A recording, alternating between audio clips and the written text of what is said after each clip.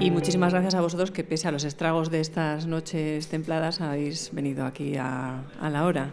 Así que se agradece por partida doble. Nosotros, pensando en una jornada de cierre, habíamos considerado que lo más interesante sería algo más parecido a un diálogo. Vamos a realizar una pequeña aportación y después, pues tanto las preguntas de nuestro moderador como lo que a vosotros os interese, yo creo que nos pueden guiar de una manera pues más eficiente, más pertinente de utilizar estos momentos que de verdad os agradecemos de todo corazón. Yo soy una parlamentaria novata que todavía tiene la mirada que ve lo insólito y la mirada que se sorprende y a veces se queda perpleja. No os diré que conocía ya algunas instituciones europeas desde hace más de 10 años y había acudido a instituciones europeas de una manera pues, muy coyuntural, pues para eventos muy concretos. Y sí me había parecido que había una actividad muy frenética y como ciudadana, pues como os pasa a vosotros, desde fuera, también me daba la impresión de que se aprobaban muchas resoluciones sobre cosas pues, muy sofisticadas y que tal vez a veces se despistaban de las cosas que son más estratégicas con respecto a la construcción de nuestro futuro. Por otra parte, los propios espacios del Parlamento Europeo. Yo no sé cuántos de vosotros conocéis instituciones europeas. ¿Algunos de vosotros habéis estado en Estrasburgo o en Bruselas? ¿Muchos? Bastantes. La idea del laberinto en Estrasburgo os quedó más o menos clara, que aquello es un sitio muy complicado para trabajar. Bueno, de alguna manera las instituciones europeas son como ese gran símbolo de Estrasburgo, un laberinto. Y a los laberintos, como sabemos bien, hay que ir siempre con un hilo. Con un hilo, con una brújula, con un programa, con unos valores. Efectivamente, todas esas cosas son fundamentales porque en ese laberinto, que no es solo un edificio laberíntico, uno se puede perder muy fácilmente. Pero por otra parte, también encontrar la salida y encontrar salidas para los ciudadanos es un reto apasionante. Yo creo que esto es lo más importante. Yo no me voy a entretener mucho, pero lo que sí os voy a decir es cuál es mi impresión como parlamentaria novata de algunas de las cosas más importantes que me parece a las que tenemos que hacer frente. Por una parte, nos encontramos que aquellos que de alguna manera han llevado a nuestras comunidades políticas a través del Consejo, de esos países que están representados en el Consejo o de la Comisión, donde la tecnocracia tiene que ver con lo que le dice el Consejo y con una serie de reglas también ciegas del propio mundo burocrático de la Unión Europea. En todo eso, quienes nos han llevado a una circunstancia de crisis y de descrédito y de falta de liderazgo y de mucho europeísmo retórico, pero una construcción muy titubeante, que no está a la altura de lo que en la calle nos están reclamando, son los que ahora nos piden a todos sopitas invocando una suerte de europeísmo. Como si hubiera el europeísmo y ya disolvemos las fronteras de la izquierda y la derecha y los populistas. Esa sería una lectura demasiado sencilla de las cosas. Sí es cierto, han irrumpido los populistas con más fuerza que en el periodo parlamentario anterior. Y es cierto que a los populistas les tenemos que hacer una pelea ideológica que va más allá de mirar a otro lado cuando hablan o de descalificarles a dominen. Tenemos que hacer una batalla ideológica profunda. Pero esa batalla ideológica profunda no es para apuntalar lo que ya estaba. Invocando por una parte un europeísmo de boquilla, invocando el discurso incluso del miedo, eso sobre todo lo van a hacer los conservadores, nos vamos a encontrar con que nosotros tenemos que hacer algo diferente, que es difícil, que no es lo fácil, que como siempre yo creo que en esta formación política es ir contracorriente. Yo creo que no vamos a ir allí a hacer amigos. Aunque hayamos encontrado un grupo parlamentario que está muy bien y que algunos efectos muy positivos ha tenido, y os voy a decir uno enseguida. Pero tenemos que identificar si la rigidez de las formas retóricas, ultraformales, con la jerga, desconectados muchas veces de la realidad exterior, de quienes han llevado en la gobernabilidad de Europa a una situación muy complicada ahora de sacar adelante. Son aquellos a los que tenemos que apuntalar o tenemos que explorar otras maneras de trabajar. Y si la forma de enfrentarnos al populismo es la que nos sugieren estos, que nos dicen, no hay solución posible fuera de nuestro europeísmo. Pues claro que hay solución posible fuera de ese europeísmo, porque ha sido un europeísmo de pequeñas construcciones, titubeantes, y muy a destiempo de lo que realmente nos está sucediendo en las calles. Y no tenemos que desechar que parte de lo que los populistas están criticando está basado en los problemas que la gente percibe. Por tanto, no podemos, por criticar el populismo, obviar los problemas que están en la realidad exterior. Tenemos que situarnos entre esas dos cuestiones, buscar un camino que sea realmente útil para esa gente que nos está diciendo mírense ustedes menos al ombligo y miren más lo que nos está pasando, porque lo que está pasando seguramente no es solo coyuntural, y si se convierte estructural será por su responsabilidad, porque no nos han sabido liderar.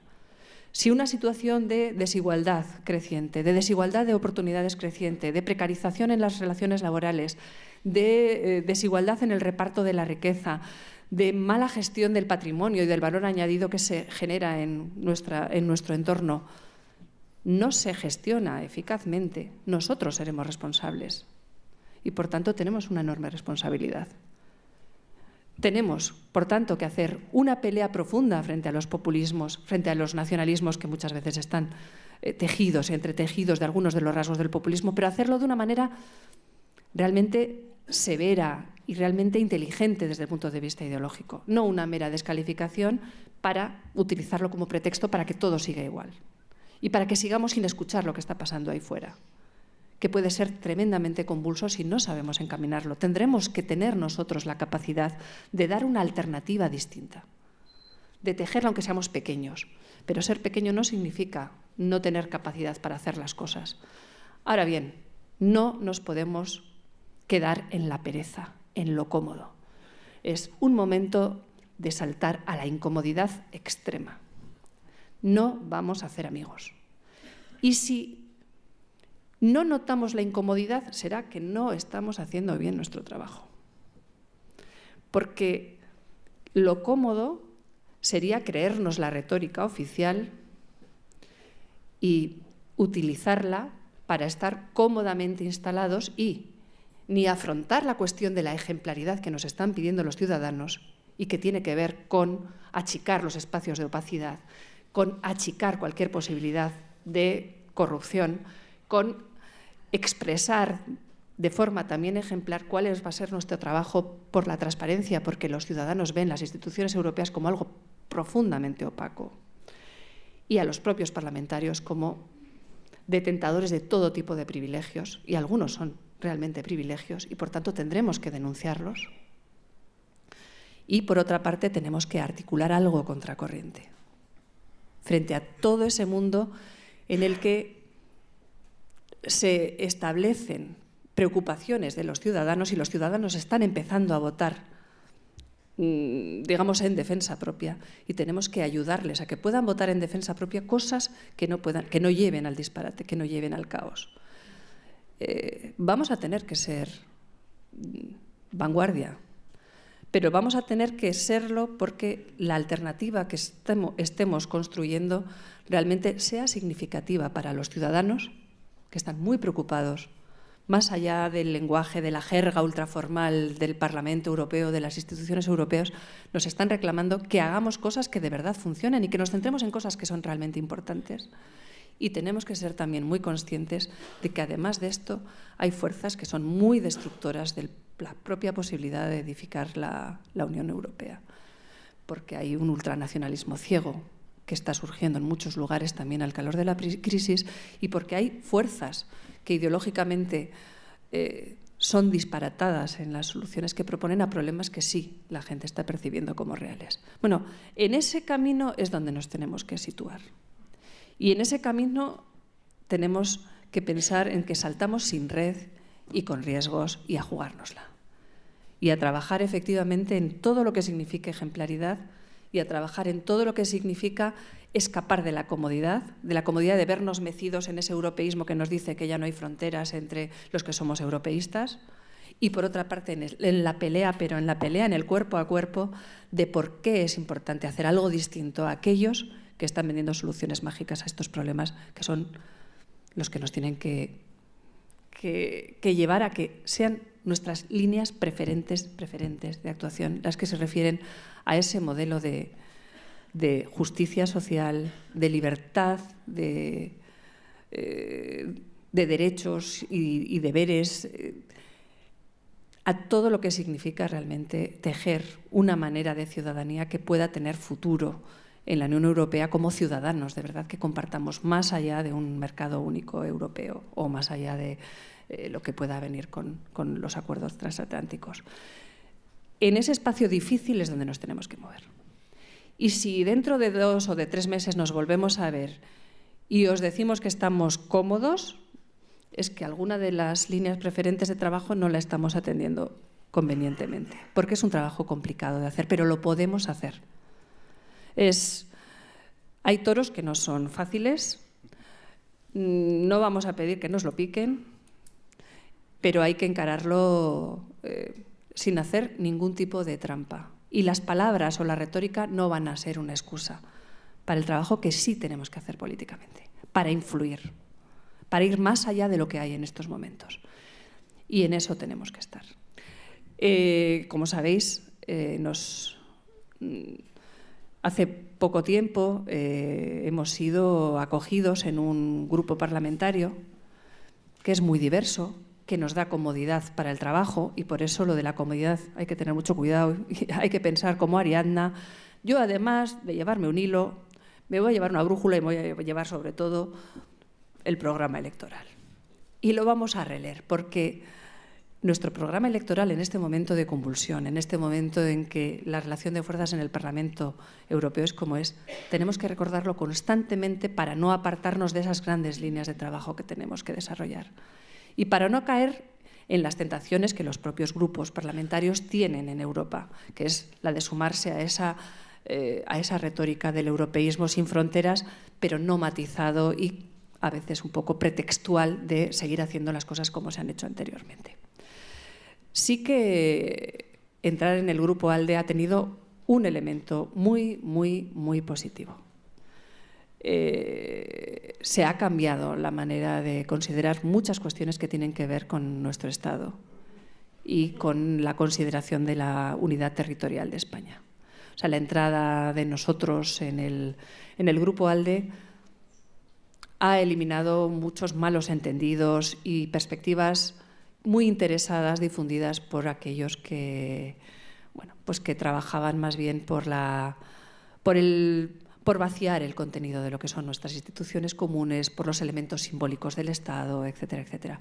En eso os puedo decir que hemos sido absolutamente eficaces.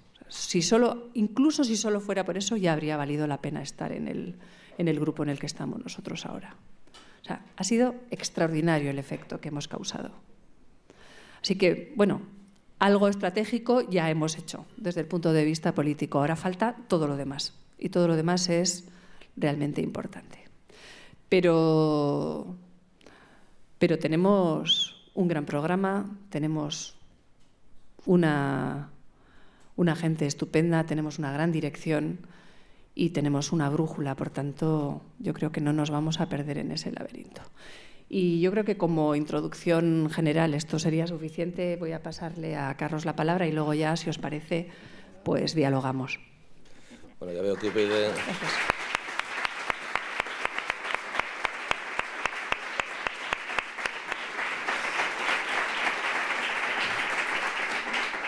Ya veo que UPyD sigue escalando el naranjo por la cara norte, es decir, que nos siguen gustando los retos y las cuestiones difíciles y que no las reunimos, ¿no? Muy bien, Carlos. Sí, bueno, primero, pues, buenos días a todos y sobre todo por hacer el esfuerzo de venir a vernos. Bueno, me parece muy bien que vengáis a ver a Maite, porque Maite es única, pero yo no soy Saminair, como es evidente, y, en fin, comprendo la decepción que habréis tenido muchos que esperabais oír a Saminair, y yo tenía que haber estado en el lugar de Armando, en vez de estar aquí como ponente. Pero bien, voy a retomar lo que ha dicho Maite sobre una idea que me parece que está muy bien, que es muy brillante, que en estos tiempos de caos y de confusión, pues quizás un objetivo político importante es tratar de ayudar a la gente a que esa energía de la indignación, del malestar, se dirija a la buena dirección y no en la mala, porque efectivamente, ¿no? Estamos asistiendo a algunos acontecimientos muy preocupantes, como todo el mundo sabe. Y el último ha sido lograr una pequeña reflexión sobre eso. Bueno, pues el referéndum de Escocia, que creo que está enseñando muchas cosas y lo que está ocurriendo en general en Europa. Creo que es bueno que recordemos que Europa nació, la Unión Europea me refiero, después de la Segunda Guerra Mundial. Es algo que se olvida a menudo. Como especie tenemos algo así como la memoria de un pez, pues a la gente se le olvida que la Unión Europea no es algo que haya existido toda la vida, en absoluto, ¿no? La Unión Europea es una especie de milagro político que nace de los escombros, de las cenizas de una guerra con, en fin, centenares de millones de muertos en todo el mundo, pero particularmente destructiva en Europa. Y nace además de una alianza entre enemigos irreconciliables. Creo que esto es importante recordarlo porque parece que es que los alemanes y los franceses siempre han sido socios. Parece que los italianos y los austríacos pues también, etcétera. Y no es así. Como todo, si hacemos un pequeño esfuerzo de memoria, recordaremos que todavía nuestros padres pues conocieron una Europa donde Francia y Alemania y los demás países eran enemigos, no digo ya irreconciliables, eran enemigos mortales, que se habían destruido en dos guerras paradas por muy poco tiempo y con decenas de millones de muertos. Y, sin embargo, de esa destrucción absoluta, bueno, pues salió una idea genial, que era la idea, bueno, pues si no podemos vivir juntos como rivales, puesto que siempre nos conduce a la destrucción mutua asegurada, pues vamos a tratar de vivir cooperando como iguales. Y esto es una idea que realmente no se le había ocurrido a nadie en el mundo, porque hasta entonces, recordemos, el modo en que un Estado solucionaba los conflictos con sus vecinos era dominándolos. O sea, nunca se había puesto sobre la mesa la idea de cooperación. Bueno, y esto ocurrió. Y ahora parece que ese proyecto tan importante, cuyo significado profundo se ha olvidado, porque su significado profundo es impedir una nueva guerra en Europa, no nos equivoquemos. Es decir, la Unión Europea no nace solamente, aunque esa fuera la excusa económica para facilitar los intercambios del carbono y del acero primero, luego el mercado común. No, es para que no se repita, por lo menos en Europa, para que no vuelva a los 30, 40 años a recomenzar la Tercera Guerra Mundial.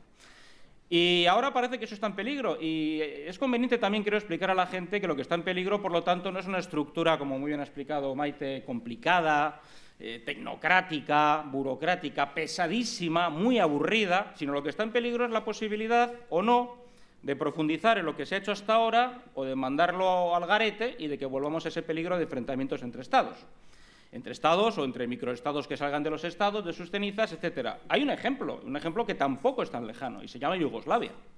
Sí, Yugoslavia era un país, como todo el mundo sabe, el más, por cierto, el que tenía al menos fama de ser el más liberal, entre comillas, del mundo socialista, y era uno de los pocos países que aceptó la estúpida idea de introducir en su Constitución el derecho de autodeterminación. Y el derecho de autodeterminación, que no es otra cosa que el derecho a convertir en extranjero a tu vecino, les llevó a la guerra civil, a las matanzas, a la limpieza étnica y a todas las catástrofes que todo el mundo conocemos, para después volver a reencontrarse como socios de la Unión Europea. O sea, ¿es posible mayor lección de estupidez? Es decir, expulsar a tus vecinos, centenares de miles de víctimas, etcétera, etcétera, la destrucción entera completa de un país, una división absoluta entre comunidades que antes por lo menos convivían. ¿Para qué? Para luego volver a pedir el ingreso a los 10, 12 años. Bueno, pues ese es el proyecto del nacionalismo que tenemos en España, por ejemplo. Por supuesto, pacífico, claro. Pacífico si tú te dejas. Entendámonos bien. Y efectivamente ahora Europa pues está amenazada pues por muchos factores, entre ellos, para empezar, algo que también quizás parezca un poco abstracto, pero creo que no lo es. Europa no solamente es un proyecto de superación de la guerra como método para solventar problemas políticos, sino que además tiene un fundamento que es la democracia. Es decir, Europa es inconcebible sin la democracia representativa. Pero claro, es la propia democracia representativa la que hoy en día está en crisis, como todos sabemos. Es decir, el famoso lema del 15M de no nos representan no es solo español, esto se ha extendido por toda Europa, con diferentes dosis de intensidad, pero es un hecho real. Cuando aquí apareció Podemos, pues yo lo comenté con Rosa más de una vez y entre nosotros en una conversación, ¿no? Decía, bueno, una vez más nos habíamos olvidado que a España acaban llegando las cosas que aparecen en los demás países, con retraso. También llegó más tarde el bikini, y también llegó más tarde las vacaciones de verano, y también llegaron más tarde, en fin, yo qué sé, cualquier costumbre europea, pero acaban llegando todas. Bueno, pues también ha llegado el populismo. con sus rasgos propios. En algunos países, por ejemplo en Francia, han conseguido la síntesis perfecta, destructiva. Es populismo y además nacionalista, el Frente Nacional francés.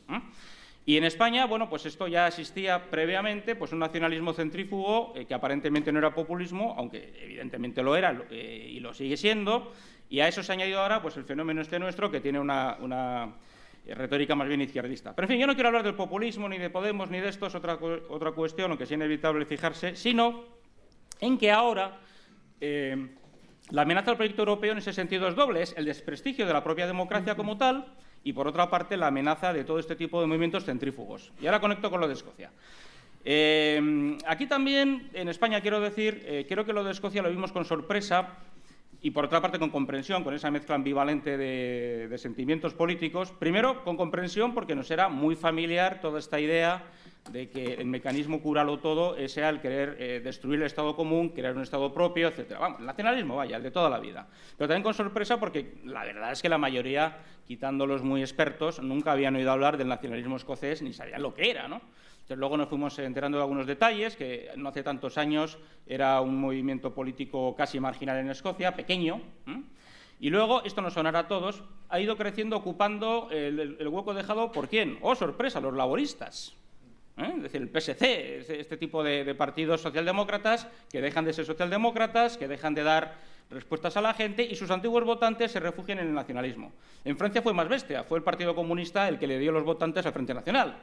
Pero en todos los casos el patrón político es exactamente el mismo. Son antiguos partidos de izquierdas que van desapareciendo, entrando en crisis o van perdiendo su representatividad y sus antiguos votantes, que siguen buscando la protección del Estado, pues buscan esos partidos comunitarios, partidos protectores, que pueden ser, como en Francia, partidos aparentemente republicanos, aunque no lo sean, o, como pasa en España, pues partidos nacionalistas que lo que les dicen es usted no se preocupe, que todos sus problemas se resuelven cuando tengamos un Estado propio porque España nos roba.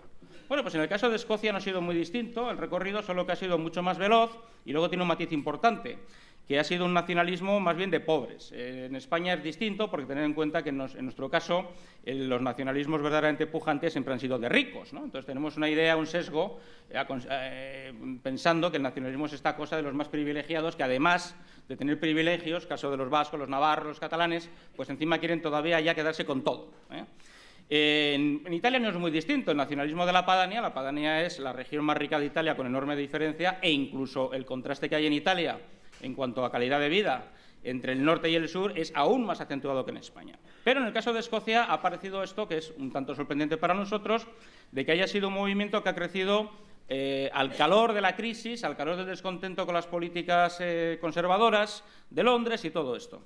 Pero esto tiene su importancia, pero también relativa. Yo a lo que voy es a lo que creo que es interesante que ahora entendamos si esta idea es correcta. Y es que el nacionalismo en Europa se ha ido alimentando del rechazo de la democracia representativa y del rechazo de los estados tradicionales como estados que dan soluciones a los problemas que la gente tiene o cree tener, porque a veces también en esto hay mucho de imaginación, hay mucho de percepción, de miedo al cambio, de miedo a la globalización, de miedo a los inmigrantes, de miedo a que cambie el pequeño mundo en el que te has movido toda la vida, ¿no? Quizás una de las mayores ingenuidades que se extendió por todo entre la gente más ilustrada por toda Europa, era la idea de que la integración europea y la globalización iba a ayudar a impulsar la Unión Europea y a que la gente se hiciera más europea, más cosmopolita. Pues no es así. Hemos podido ver incluso que en Escocia el segmento de edad más independentista ha resultado ser el de los jóvenes. Y los jóvenes son, en teoría, los más viajados, los más abiertos, los que más han ido a otros países, los que se sienten más, más parecidos a un alemán, a un francés, a un español que sus padres, o no digamos que sus abuelos. Bueno, pues no, era una impresión que no era del todo correcta, como hemos podido ver.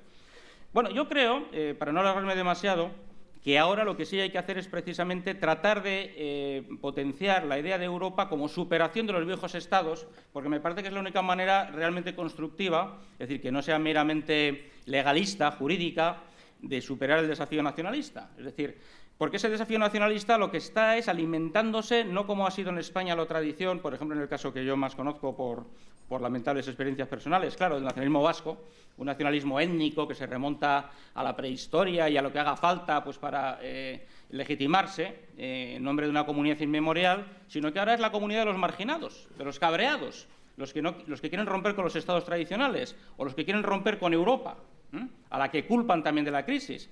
Cosa que, por otra parte, ha sido inevitable cuando lo hemos visto en España. Los propios gobiernos de los estados culpaban a Europa de sus malas políticas, ¿no?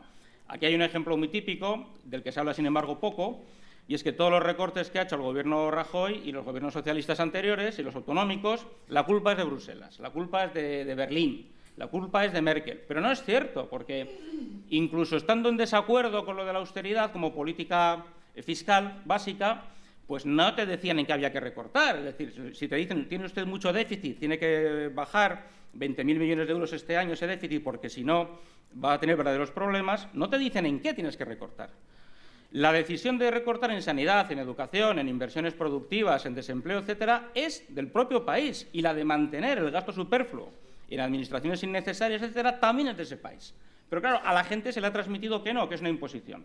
Luego, ¿de qué manera, cómo no va a crecer el escepticismo, ¿no? Exactamente igual, fijaros, si cambiamos de plano, creo que se entiende muy bien. Exactamente igual que en Cataluña se ha culpado sistemáticamente a Madrid de los recortes que hace el nacionalismo catalán para construir su nación.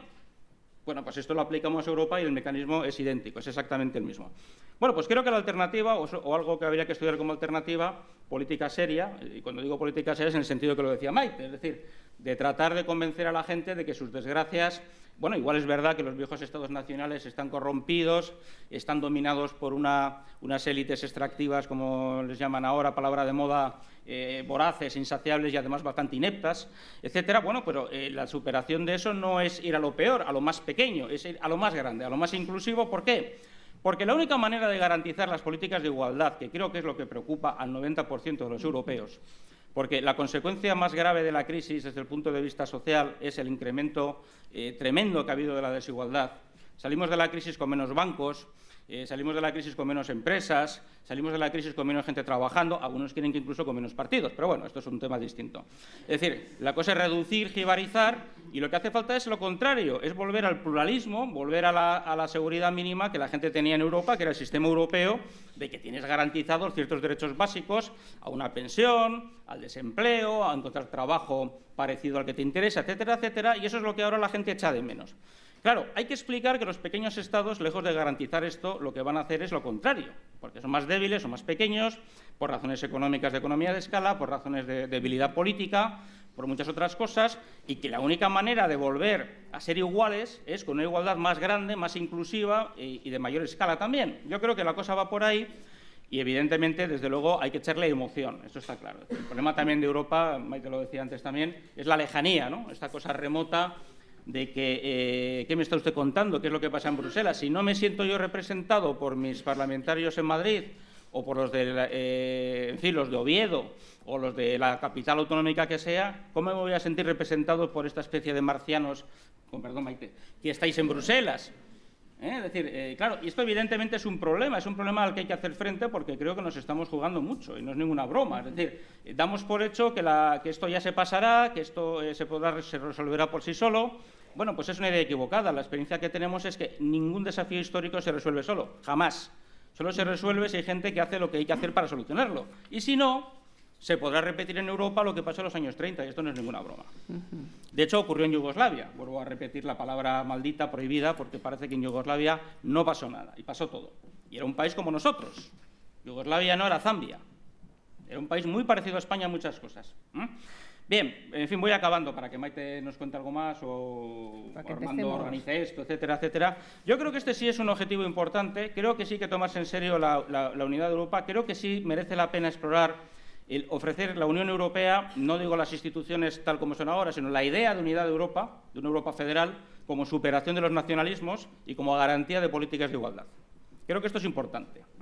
Y además me parece, ahora que nos dan tanto la tabarra con que todo el mundo tiene que unirse, esto es que creo que sí merece la pena porque esta unión sí que importa. Esta. ¿No? Que si se unen Prisa y Unidad Editorial, o si se unen los jesuitas y las ursurinas, ¿no?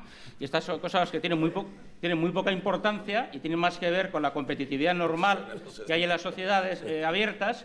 Y lo otro no, porque lo otro se trata de cuál es el marco político y el marco económico en el que vivimos y cuál puede garantizar, insisto, lo que yo creo que es lo que a la gente realmente le importa, aunque reaccione a la contra. Es paradójico, ¿no? Nos interesa que nos garanticen la igualdad y reaccionamos pidiendo más desigualdad. más estados, más